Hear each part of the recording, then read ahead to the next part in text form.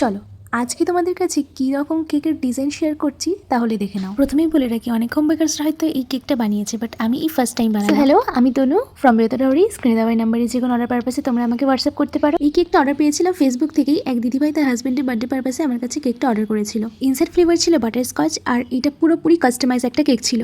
কেকটা ছিল হাফ পাউন্ডের মধ্যে, আর সাথে ছিল কয়েকটা রোজ আর একটা চকলেট। আর যে দাদাভাইটার বার্থডে ছিল সেই দাদাভাইটা কোন ডেটে বার্থডে ছিল সেটা মেনশন করে দিয়েছিলাম।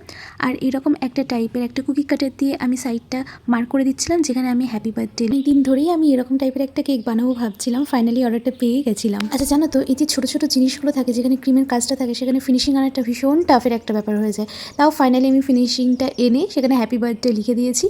আর তোমাদের জানাবে যে তোমাদের এই ডেকোরেশনটা কেমন লেগেছে।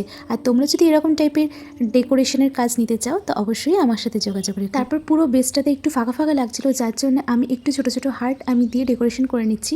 আর দিদিভাই বলেছিল যে একটা কিটক্যাট দিয়ে দিতে, মানে কেকের ওপর ডেকোরেশন করতে বলেছিল, বাট কেকের ওপর ডেকোরেশনটা মানে চকলেট দিয়ে খুব একটা ভালো লাগবে না, যার জন্য আমি সাইডে কিটক্যাটটা ডাবল টেপ দিয়ে আমি সেটা সেট করে দিই। আমি দিদিভাইকে সেটা বলে দিয়েছিলাম। তো দিদিভাই ফাইনাল লুকটা যখন দেখলো তখন দিদিভাইয়ের ভীষণ ভালো লেগেছে। আমার এইরকম টাইপের একটা কেক বানানোর ভীষণ ইচ্ছে ছিল, মানে এই সেটটা।